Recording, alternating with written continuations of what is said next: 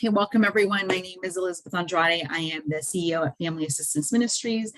And today our State of the Family will be focused on our local housing needs. We can have days worth of conversation when it comes to housing. It's one of the areas that I am most passionate about is talking about housing, not only identifying the need, which I think we can all look around our neighborhoods and identify need, but really talking about the solutions. And so today's introduction to our local housing needs from the FAM perspective, from the FAM lens, we'll be focusing on a few key areas to set the foundation for future conversations that we intend to have using this platform. And so those three main areas that we'll discuss today are the COVID recovery and our prevention approach.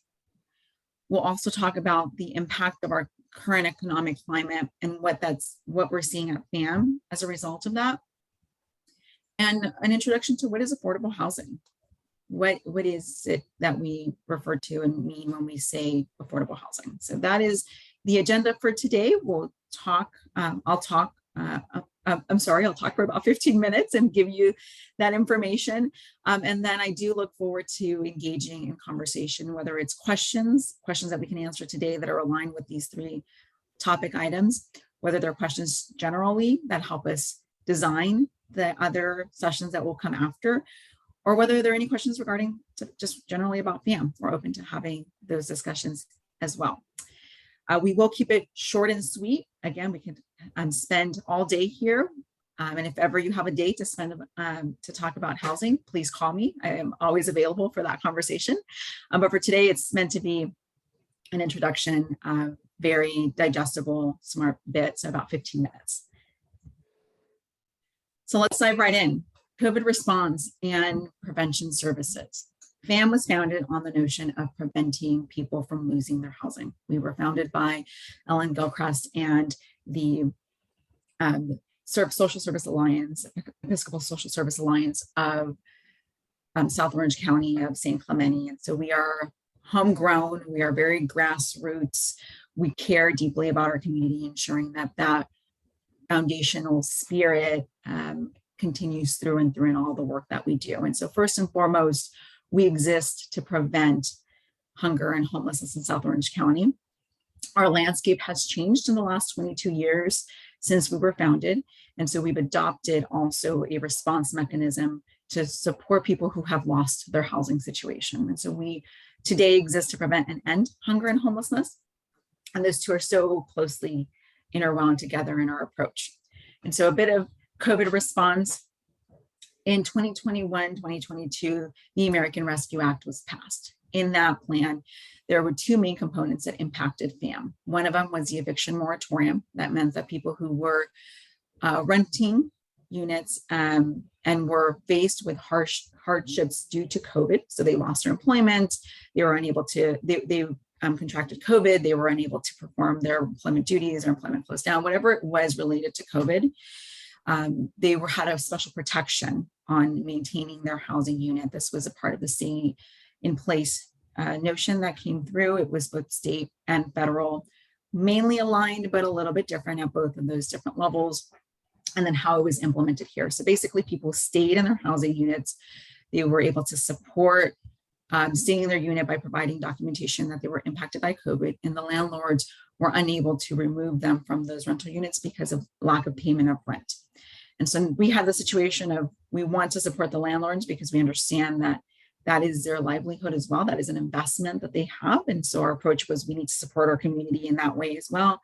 And we also want to make sure that people are not so far in arrears, owing tens to $20,000 in rent, because that is a deep level of debt that most people will be unable to overcome. And so we applied and were awarded the American Rescue Act plan for preventing people from really losing their housing. So we received rental assistance support to help South Orange County residents. And we received and implemented that grant and supported over 900 households in South Orange County specifically. That means from Irvine to San Clemente, to stay in their rental units and pay the rent in arrears that were owed. So that was a win-win. It supported people who really needed it. We qualified with the deep level of verification process that comes along with taking federal funding and verification. So we were really committed to that quality of care there. We were able to connect with people who needed our support quickly. And so wraparound services like our food services or mental health support or linkages to other opportunities that they may have to stabilize. And then we were able to get those checks to the property owners, the landlords, as quickly as we possibly could to, again, support them also. So that was the foundation. That grant was fully expended. We closed it out, and we then supported with some of the other interventions to get people who still needed help with rental assistance to rental assistance. And that's really where we are today with our current economic trends. The American Rescue Act plan now is complete, so that extra infusion of support is no longer available. The state infusion of support for renters has now also ended, and the eviction moratorium has been lifted. And so what we have today is the current economic trends, which we know include inflation. You go to the grocery store, you're paying more for goods, you're paying more for gas. You are seeing the hospitality and the service industry come back online and be in demand again. So the unemployment rate is low, but the costs of goods are so much higher that for the population that we serve at FAM, it is a tremendous challenge. We're seeing those of the individuals that we're serving, the majority are employed. So we are seeing our trends internally match those of the general market. So our unemployment rates that we're seeing through FAM are really low as well. But the opportunity for the population that we're serving to meet the demands of the increase with inflation has been a tremendous burden. So although someone may have a job, if they're unable to get to that job because they can't afford, their budget does not allow for affording that increase in gas, which is about double, we're seeing that impact on the economic finance of the family. That also comes along with rent. We're seeing the increase in the cost of rental units. An average 2-bedroom in South Orange County right now is $2,300 a month. And that's increasing and projected to increase up to 6% in the next 12 months. So it's what we have today and what we have with the forecast. Not that I am or represent myself as an economist at any point in time, but this is what we've seen and what is projected to be seen kind of in the general market. And so we look out to that projection and that forecast, and we also see what is it that the people and the families that we have and we serve today, what is it that they need now, and what is it that we project that they'll continue to do moving forward. And so, as you know, FAM supports the stability of households. We don't want to, and I hate using this term, but we don't ever want to enable someone and have people be with us for the long term. We want to be there for them when they need us, support and address the root cause, and then make sure that they're stable and able to maintain on their own. Most people who come to FAM aren't looking to be with us for a long time. It takes a lot of courage to ask for help. It takes a lot of courage to come to us and sit in front of a case manager and share all of the obstacles and barriers and challenges that you're having. And so it's not, although it's a warm and inviting environment, it's a challenge for people to have the courage to do that. So we realize that, and we see that within our analysis of the information that we have. Typically, people are with us for up to 3-4 months, and then they're on their own and good. Some people come back if they need us again, and so we see that trend, that ebb and that flow.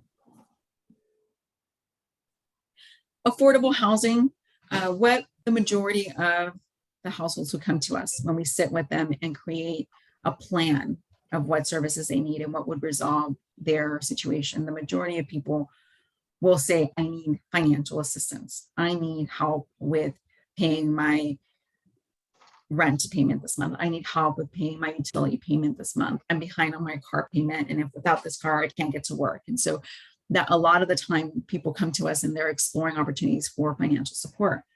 What we have to offer is an opportunity for a conversation. It starts with the budget. What is the current incoming stream of funds? Is there an opportunity to increase that? what are the outgoing stream of expenses and what's the priority level on those expenses.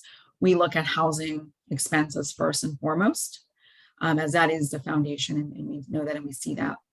But with that comes, how affordable is that housing?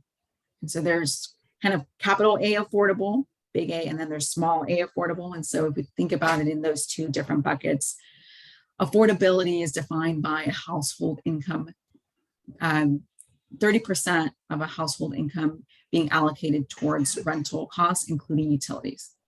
So if I am making $1,000 a month, then I am not to pay more than 30% of that towards my rental and living costs, which include utilities.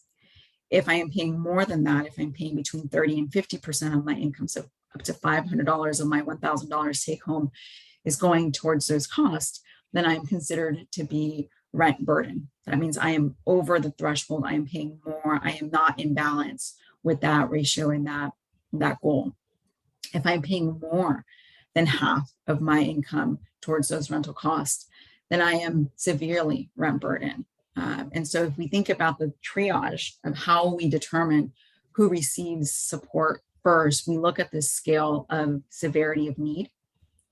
And so that we can infuse and provide interventions quickly, because we know that someone who's paying more than 50% of their monthly income towards rental costs, that's not a sustainable approach to the financial output for that family. And so we want to come in and we want to help support that individual, whether it's with financial literacy, whether it's with job coaching, support with identifying additional subsidies that may exist for them.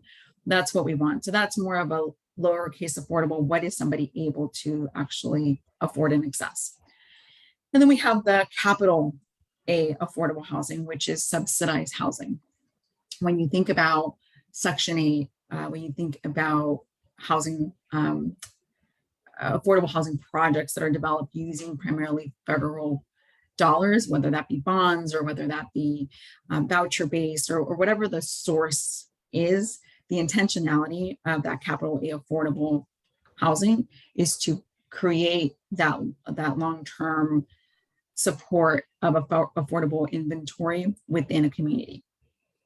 I won't get into the development of affordable housing, that is for a different day, but there are a lot of, there are many regulations and support and opportunities that exist to create affordable housing. And one of the main concerns and barriers for our community of Orange County as a whole, and South Orange County, as we look at it through the FAM lens, is location, cost of land, making things pencil out to be able to qualify for those housing bonds, competing towards market. I mean, there's just so many different factors that we're looking to help support resolving so that our region has the appropriate level of housing that's accessible to our population, to our community members. So what is that number of current affordable housing units that are needed in Orange County? 75,000 units are needed to meet the demand for housing in Orange County.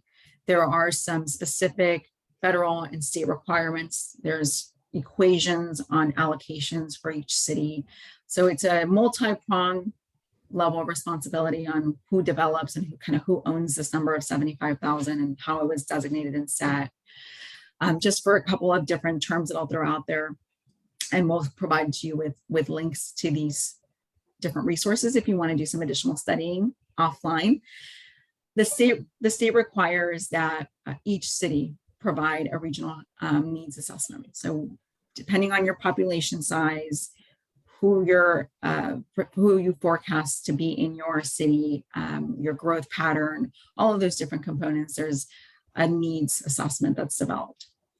And that needs assessment, there's a housing element that the city every 8 years is responsible for providing to the state for approval.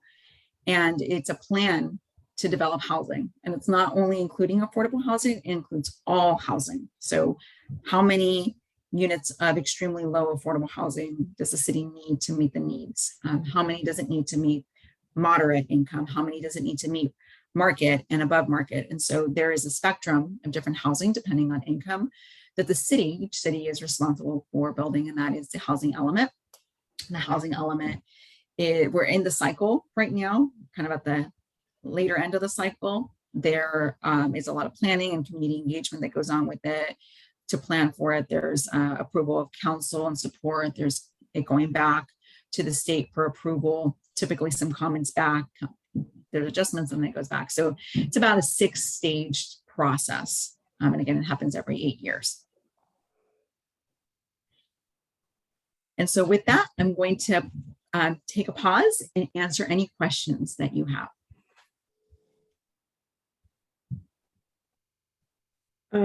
I have, of course, a lot of questions. Like you said, you can be here all day. But one thing, I just moved to Dana Point after 35 years in San Clemente, so I'm more familiar with San Clemente. And I look at the housing issue.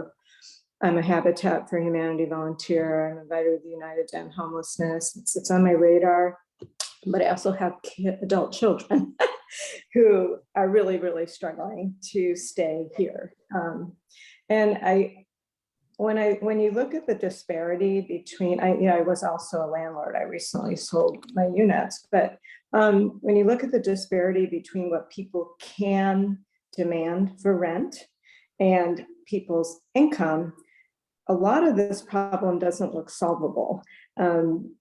Because landlords now, there's such a demand for rental housing that when my tenant was trying to find a new place because I was selling mine, I gave her 5 months notice, and she still struggled till the last minute to find someone who didn't demand that she be making 3 times the $3,000 a month that they were asking for. So is some of this just not solvable? Well, it is, to boil it down, it does come down to simple economics, right? Demand and supply. And so if we think about the projection of the units that are planned to be developed, not to say where they're going to be developed, but if there's an equitable distribution of how many are developed in each area, in each city, and everybody's building what they're planning to build, then we will see the market start to adjust. And as the market adjusts, depending on the runway that we've got here, number of years, then we will see some of that, and we'll part of the goal is to ensure that there's equitable distribution. Because part of what you probably saw too is with a tenant who has a community within the city that they live in, within that unit, it's a challenge to move elsewhere and to readjust. I mean, people are doing it. We're seeing a lot of people leaving Orange County because of those same affordability concerns. But for some people, especially as we're seeing our continuing aging senior population, where do they go where they have the level of care and trust in their doctors that they do here, and their faith-based community. That's a big one for us as well at FAM, is we want to make sure that people are truly integrated and supported. And if there's an opportunity for them to stay here, we want to see that through. And so there's kind of that notion of not only developing the 75,000 units, but where they're developed and how we support our community to help and stay in place. With the example that you gave about your adult children, part of the talent that we're losing here as well is impacting. There's a high demand on the housing, and then there's understanding that we need accessible, we won't necessarily call it affordable, we need accessible housing for our younger talent to build up and support. And we need people to work in our hospitals and to help support with our hospitality service, and to be in our communities, so that when there are opportunities for them to move up within that housing scale, that they're here and within, and we can preserve and have that rich community that we want. And so I am an optimist always. And so I do believe that there is a solution. I think that we are very far behind on that. And so it's going to take us time to adjust. There's also innovation within building. So there's the policies around building and what can be built, where it can be built, and how. And then there's innovation with different types of manufacturing on building that can help support a shorter timeline for developments. And these housing plans don't require the cities to build housing. They just require them to provide the land for someone else to come and build housing. So someone has to have an incentive to build the lower income housing units, which I assume are rental. Yes. Okay. Yeah. And those incentives come in the form of bonds and project financing. Okay. So it's not a tremendously lucrative business, but there are incentives, and it is profitable to develop affordable housing. Mm-hmm. Okay, thank you. Great questions. Hi, Tony Nelson from Capo Cares. My apologies for coming in so late. And I'm not turning on a video because I am rocking and rolling on a boat in Avalon Harbor in Catalina. So Very nice. I had trouble actually getting into this because the reception is so sketchy over here. And I would be interested in the recording because I didn't want to miss the first part of your presentation. But I wanted to make you aware of one thing in Dana Point that is going to seriously impact affordable housing. Our council is right now expanding our short-term rental program, even though Dana Point has more hotel accommodations than any coastal town in California per capita. So we have hotel accommodations at every price point, from campgrounds to small inns to timeshares, all the way up to Ritz-Carlton, $500-600 a night. So I'm part of a citizens group that has been fighting their efforts to expand short-term rentals because it brings out-of-town investors in and they buy up our housing stock. So the council's solution that they think is going to appease us, but it's not going to work, is they are putting most of the increase in housing stock, in short-term rentals in multi-unit buildings. So they are going to add 60, which represents about 50% increase in short-term rentals, 60 units in multifamily housing. So they're going to take duplexes and triplexes and encourage the owners to convert them into short-term rentals. And we think this is unconscionable because it's taking the most affordable housing for particularly our hotel workers and converting them to use for short-term renters. And I don't know how familiar you are with real estate in Dana Point, but if you look at any time, you might see 4 or 5 places for rent maximum. And most of them are going to be $4,000, $5,000, $6,000 per month and up. I mean, it just does not exist. There is no housing. So we're planning to appeal this to the Coastal Commission. But if any of you would like to come on Tuesday at 6 p.m. at the City Council meeting, they're going to be considering this new plan, which we absolutely hate. We're going to protest it, but we expect them to approve it. So our only recourse is to appeal to the CCC, which we intend to do and could use some help. So if anyone wants to help, please contact me at capocares@gmail.com or just show up at the meeting at City Hall on Tuesday at 6. Awesome. Tony, thank you so much for joining the conversation and for your dedication to supporting affordable housing. We do, I mean, just really not only need to develop, but also preserve. So definitely in support of that. We have your email contact, so I'll reach out to you and we can connect further on that topic. I'm extremely interested. Thanks so much. Absolutely. Thank you.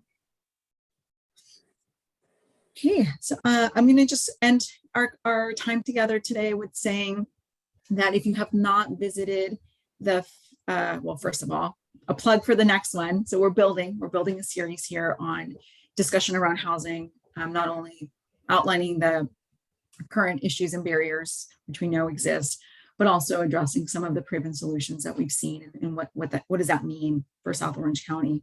So join us for our Friday, August 12th, State of the Family, which will be a second part of this conversation, 10 a.m. via Zoom. We will work to make it more accessible and an easier process to join us on that morning. And then just some additional opportunities to engage with FAM next Monday the 11th. We will have our monthly tours of our FAM service hub or access point. What this looks like is you come to the FAM headquarters at 1030 Calle Negocio, right down the street from the San Clemente City Hall. right at 10 a.m. and right at 4 p.m. We'll start tours. They run about 45 minutes. And it's a walkthrough of not only the space, but also the different programming options that we offer at FAM. And you get to see and understand more of how our approach works and our philosophy in providing those services out. So that's an opportunity. We do that every third Monday of the month. And so that will be available then. And then a quick plug for our back to school event. Every year we help to support children going back to school with having access to a new backpack and school supplies. And remembering my back to school days, I know how much pride you have when you have access to what all of your friends have access to, which is that new backpack and maybe some new pairs of shoes and, you know, a couple of new outfits. And so that's the opportunity that we're looking to create here at FAM for 400 children as they go back to school. So if you have any interest in helping to support or have households that you're engaged with who may benefit from that service, please feel free to engage with us on our website. There's more information there. And so with that, I cannot thank you enough for your time and your engagement here today as we continue to work on these state of the families and opportunity to create community and conversations around some of the topics that we're seeing present themselves as we look to prevent and end hunger and homelessness in South Orange County. So that, thank you, everyone.